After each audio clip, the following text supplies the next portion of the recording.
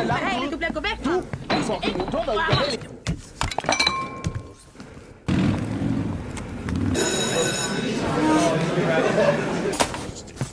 Hei!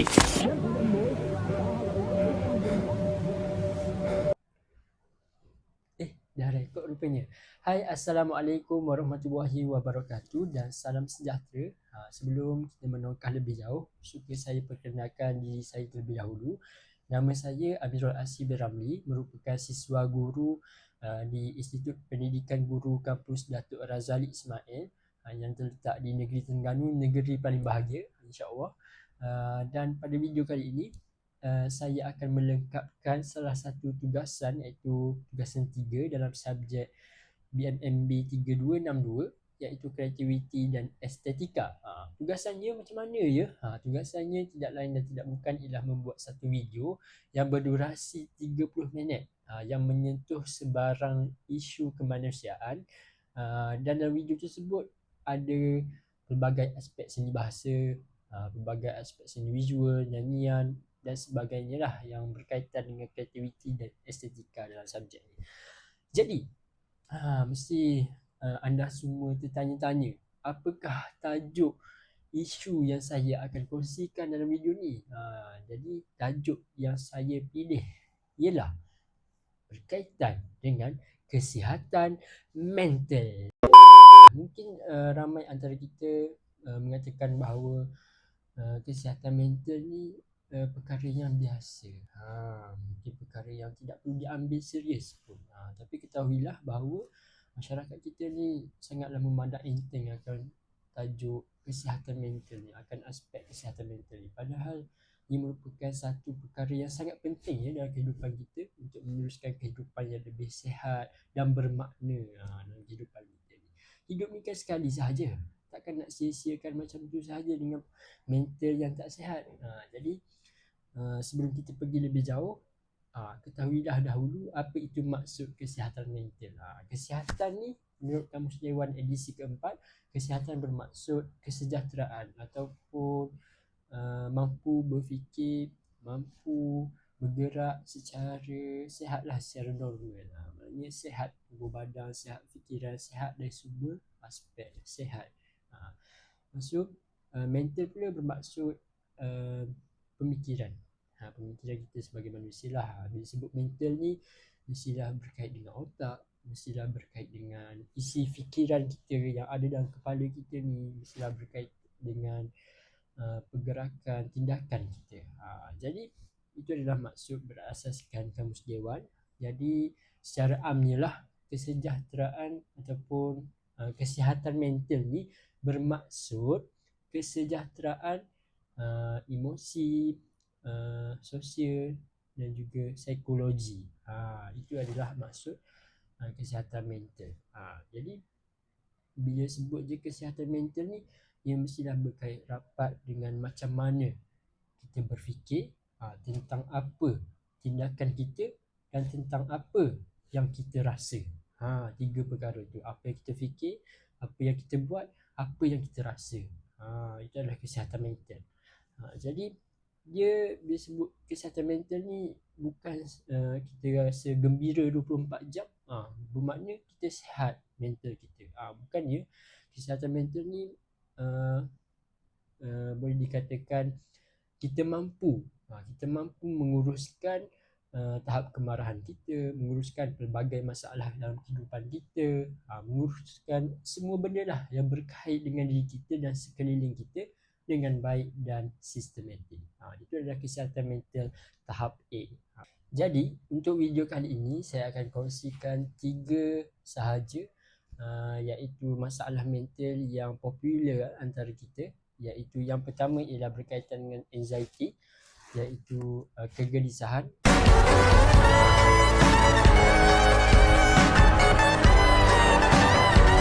Yang kedua ialah berkaitan dengan depression, iaitu kemurungan.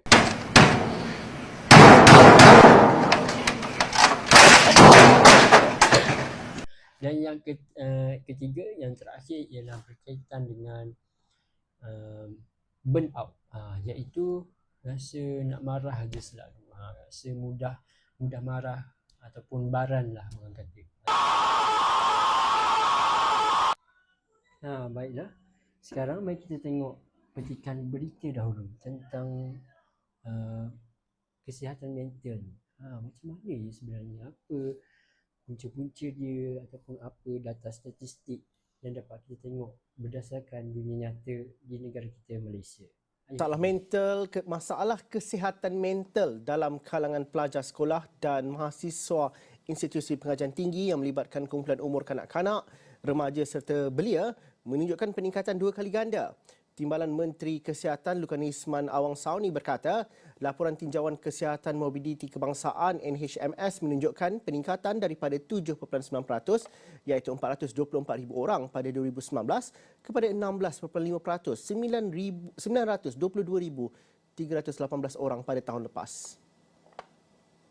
Dalam tahun 2019 meningkat kepada 16.5% iaitu 922,318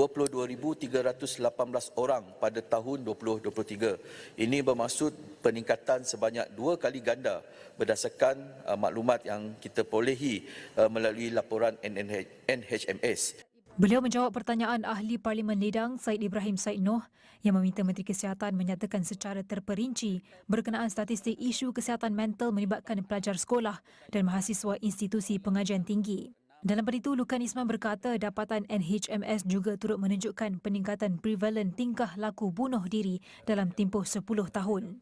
Dalam tempoh 10 tahun di kalangan remaja, iaitu idea bunuh diri dalam kalangan remaja menunjukkan peningkatan daripada 7.9% pada tahun 2012 kepada 13.1% pada tahun 2022. Pelan bunuh diri ataupun rancangan untuk membunuh diri meningkat daripada 6.4% pada tahun 2012 kepada 10% pada tahun 2022. Dan juga peningkatan cubaan bunuh diri yang sudah rancang, ada idea dan sedang mencuba adalah berdasarkan rekod adalah 6.8% pada tahun 2012 kepada 9.5% pada tahun 2022. Mengulas lanjut bagi menangani isu tersebut, Kementerian Kesihatan telah mengambil inisiatif mewujudkan Pusat Kecemerlangan Kesihatan Mental Kebangsaan dan membangunkan pelan tindakan kesihatan mental kanak-kanak dan remaja. Beliau berkata KKM turut menyediakan perkhidmatan talian bantuan krisis kesihatan mental iaitu talian HEAL 1555 Help with Empathy and Love. Tambah beliau, KKM juga menyediakan perkhidmatan kesihatan mental yang boleh diakses di 1088 klinik kesihatan, 68 hospital dan 37 pusat kesihatan mental masyarakat mentari dan penempatan 200 pegawai psikologi kaunseling Contract for Service CFS di daerah dan klinik kesihatan. Sementara itu, KKM juga berusaha meningkatkan bilangan pakar psikiatri kanak-kanak dan remaja kepada 30 orang menjelang tahun 2027 dan sehingga kini terdapat 18 pakar. Seorang daripada 6 kanak-kanak mengalami masalah kesihatan mental dan ia meningkat 2 kali ganda sejak 2019. Dapatan itu terdapat dalam laporan tinjauan kebangsaan kesihatan dan morbiditi 2023 Institut Kesihatan Umum Kementerian Kesihatan yang diterbitkan tahun lalu. Statistik remaja dari kawasan bandar lebih tinggi berbanding di luar bandar. Sekarang ini kalau berdasarkan statistik daripada banyak pihak yang telah mengeluarkan perangkaan-perangkaan berkaitan kesihatan mental ni, kita nampak trend dia semakin meningkat.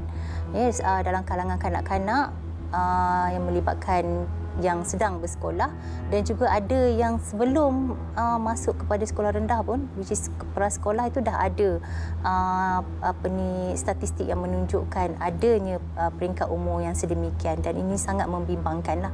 Menyelami isu berkenaan, saya mendekati 3 remaja yang baru pulih daripada gangguan kesejahteraan minda. Mereka mengakui masalah itu tercetus atas pelbagai faktor termasuk keberantakan ibu bapa di rumah. So, mental saya dah memang tak stabil daripada 2014 lagi. Sebab time tu pun mak saya meninggal dunia dan sebelum tu juga ayah saya dengan mak saya dah start bercerai.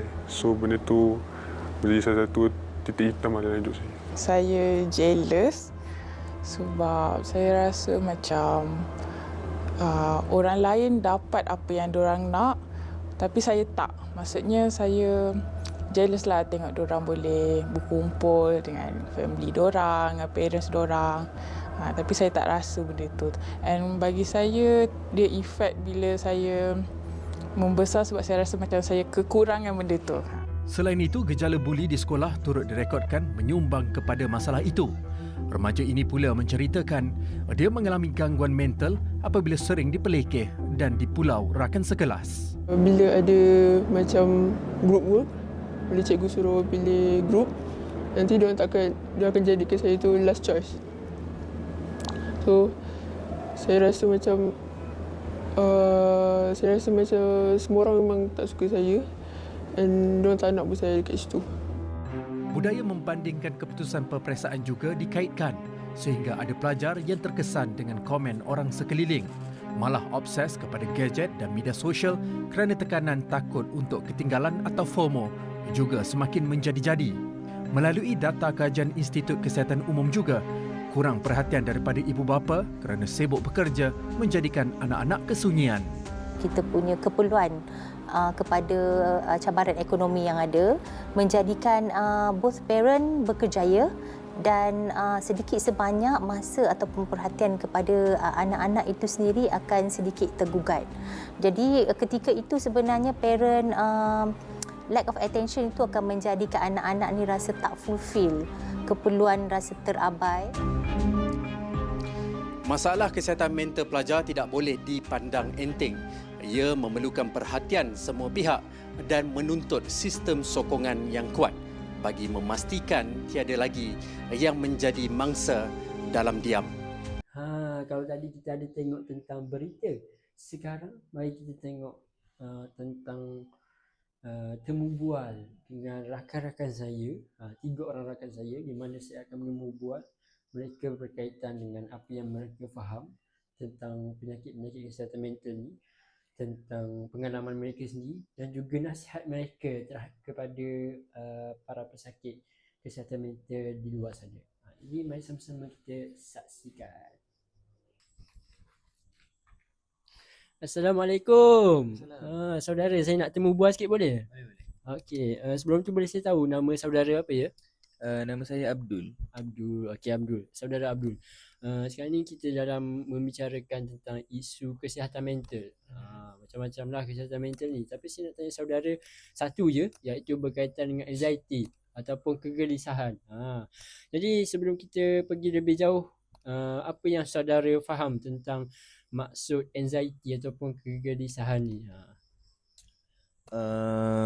Biasa saya pernah dengar pasal anxiety ni. Apa yang saya faham, anxiety ni sebenarnya adalah satu kebimbangan yang melampau. Jadi anxiety ni bukan semua orang ada.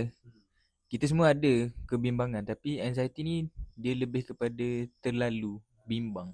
Lebih parah lah. Lebih parah orang kata lebih parah. Okey, baiklah. Seterusnya saya nak tahu dalam kehidupan saudara, sepanjang saudara hidup ni lah, tak kira lah di sekolah menengah ke, sekolah rendah ke, ataupun sekarang ke tengah belajar ni kan sebagai student kan, apakah pengalaman yang saudara lalui sendiri ataupun yang pernah saudara tengok sekeliling kawan-kawan ke yang mengalami anxiety ni? Boleh tak saudara ceritakan sikit?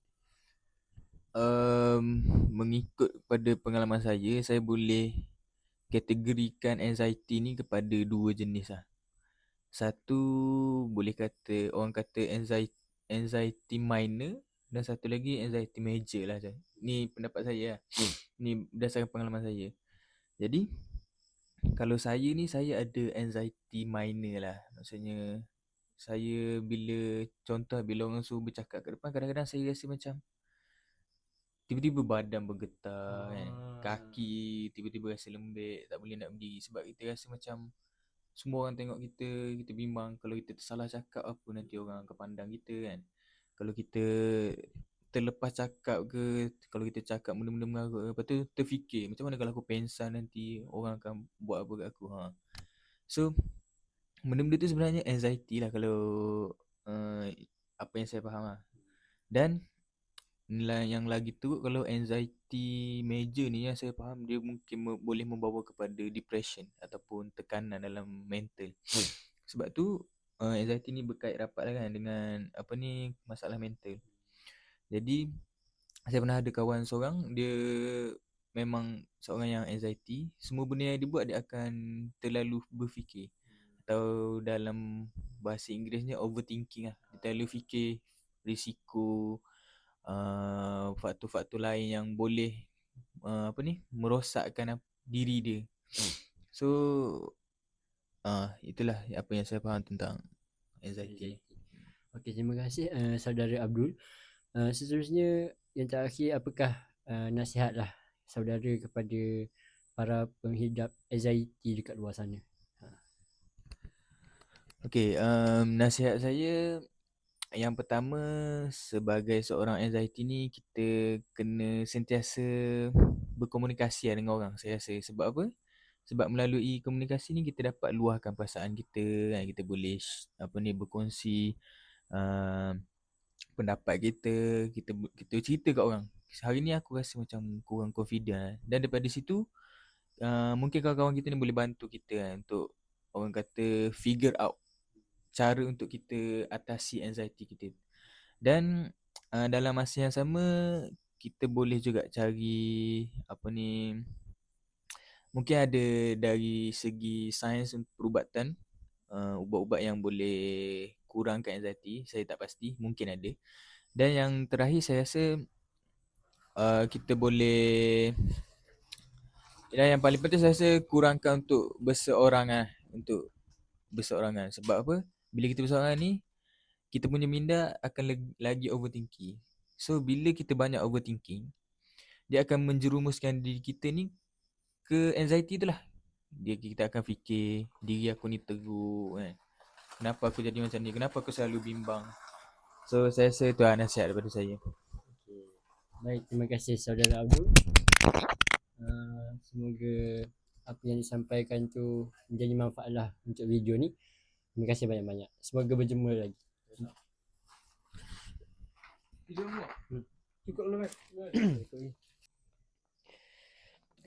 Baiklah. Sekarang kita beralih kepada individu yang kedua, berkaitan dengan isu saya ni lah, iaitu kesihatan mental ni. Jadi sebelum tu saudara, apa nama saudara? Boleh saya tahu? Nama saya Muhammad Hanif. Muhammad Hanif. Okey, Muhammad Hanif. Boleh tak saudara berikan kepada saya apa yang saudara faham berkaitan dengan definisi kemurungan ataupun depression? Pada pandangan saya, kemurungan ni adalah satu penyakit mental lah yang dihadapi oleh seseorang yang mungkin kita sendiri tak tahu apa trauma yang dia hadap. Dan saya rasa kemurungan dan anxiety ni salah satu benda yang berlainan pada khidmat saya lah. Sebab kemurungan ni bagi saya, dia adalah satu penyakit yang dia suka nak duduk seorang, dia lebih selesa duduk seorang. Dan anxiety ni dia tak boleh berada kat tempat yang ada ramai orang. Okey, baik. Terima kasih saudara. Okey, bercakap tentang kemurungan, boleh tak saudara ceritakan sikit pengalaman saudara lah, tidak kira lah sama ada di institusi pengajian tinggi yang saudara sedang belajar sekarang ke, ataupun di sekolah menengah dahulu ke, ataupun sekolah rendah ke, tentang peristiwa kemurungan. Ada tak saudara? Kalau macam tu saya ada. Saya nak kongsikan kisah saya lah kan? Boleh. Saya nak kongsikan berkaitan dengan anxiety lah kot. Ketika mana saya waktu SPM, saya memang tak boleh berada dengan orang. Sebab waktu tu saya tak pasti perasaan tu apa, tapi lebih kepada anxiety lah kot. Anxiety nak jumpa orang, dia takut nak jumpa orang sebab kita risau saya tak ada masa untuk study dan sebagainya. Jadi saya kat situ saya perasan sebenarnya ini ada salah satu gejala awal lah. Tapi saya tengok dari gejala awal tak ada anxiety. Tapi alhamdulillah saya berjaya tanganinya. Okey. Jadi saudara,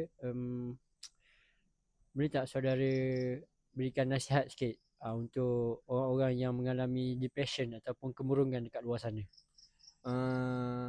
Saya punya nasihat adalah saya ada bersama anda, dan tak semua orang itu jahat, masih ada lagi orang yang baik. Dan sebagai manusia biasa, jadilah orang baik, kerana tak rugi pun untuk kita jadi orang baik yang dapat menyubur kebaikan kepada semua orang. Terima kasih saudara Hanif. Semoga berjumpa lagi. Bye. Assalamualaikum saudara. Assalamualaikum warahmatullahi Assalamualaikum. Okey. Sekarang ni kita tengah rekod video sikit untuk membincangkan tentang isu kesihatan mental. Boleh saudara nak temu bual sikit? Boleh. Okey, sebelum tu saudara nama apa? Nama saya Hanif. Hanif. Okey, saudara Hanif. Saya nak tanya berkaitan dengan burnout. Kesihatan mental iaitu masalah burnout. Apa yang saudara faham tentang burnout, maksud burnout tu sendiri? Okey, jadi apa yang saya faham, burnout ini adalah dalam bahasa Melayunya adalah keletihan yang melampau. Jadi apa yang saya faham, burnout ni adalah satu fasa di mana kita terletih dengan kehidupan seharian kita, ima daripada segi pekerjaan, tugasan dan sebagainya. Jadi apa yang saya faham, burnout ni adalah ciri-ciri kita dalam keadaan lesu, tidak bersemangat dan tiada rasa ingin rasa untuk meneruskan kehidupan. Itu yang saya faham berkenaan dengan burnout. Mantap saudara. Okey, menjawab saya rasa memang tepat sekali maksud burnout tu.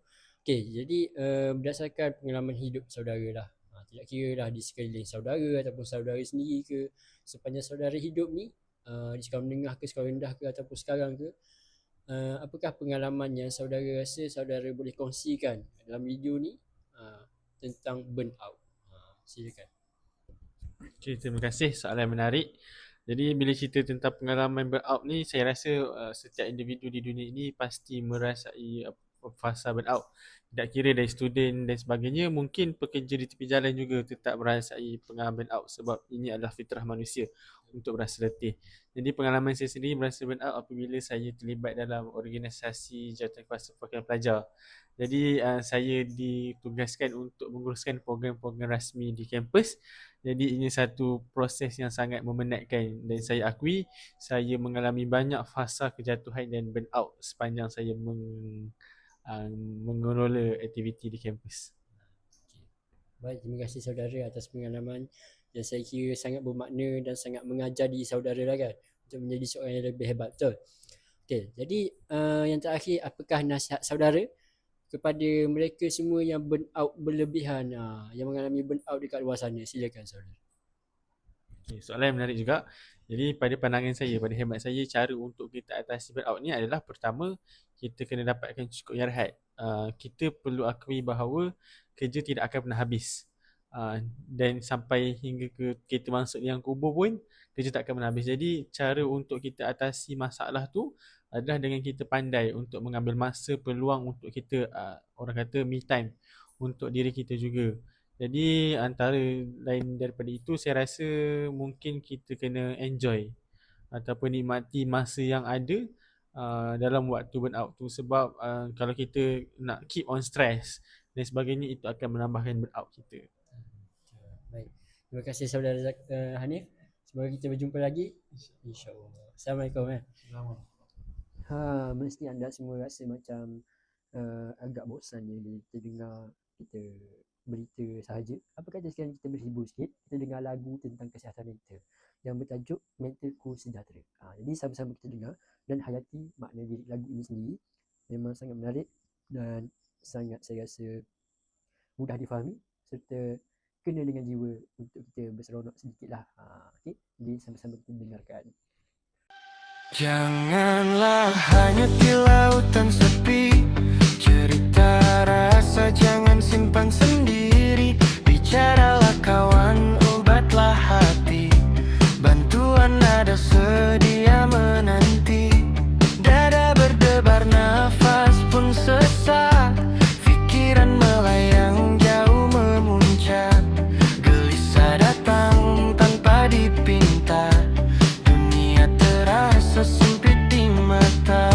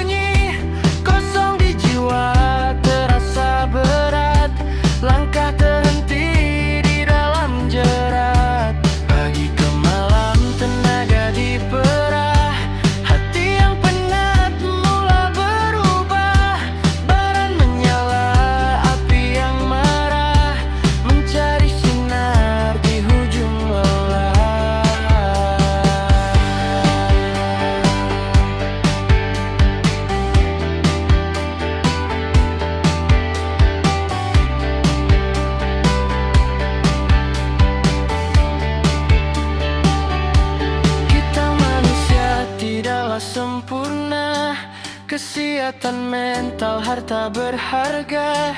Bangkit perlahan demi cahaya, hidup bermula dengan bahagia.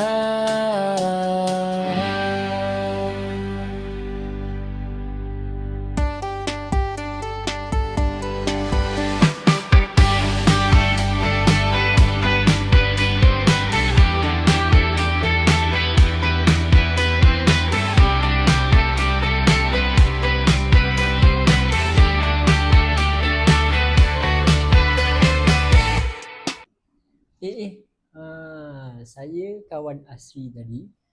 Saya merupakan bekas pesakit mental lah, dan menghadapi 3 penyakit yang dinyatakan oleh Asri tadi, iaitu anxiety, burnout dan juga kemurungan yang berlebihan. Tapi sekarang saya dah pulih. Cuma rambut saya je belum pulih mana. Jadi saya akan bersajak. Saya ada buat sajak sebab saya dah pulih. Jadi terimalah sajak saya ni ya. Boleh ya? Izin. Sajak saya ni bertajuk Gema Sunyi. Izinkan saya untuk mendeklamasikan sajak saya.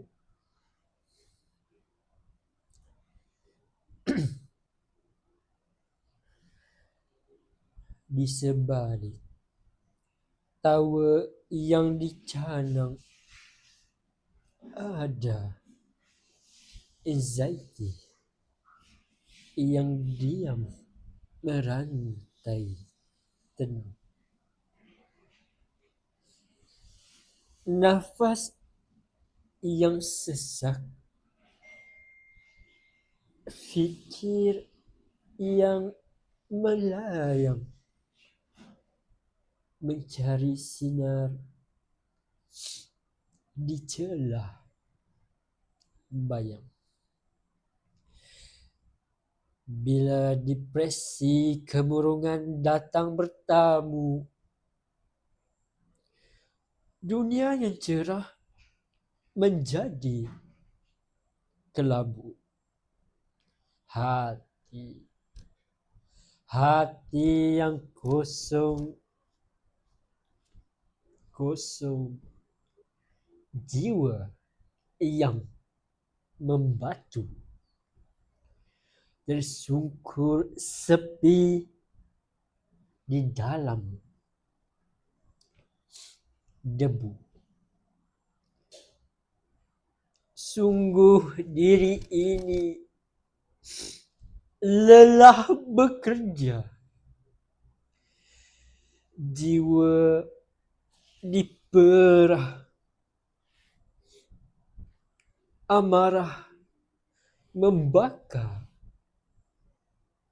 jiwa. Badan yang lesu,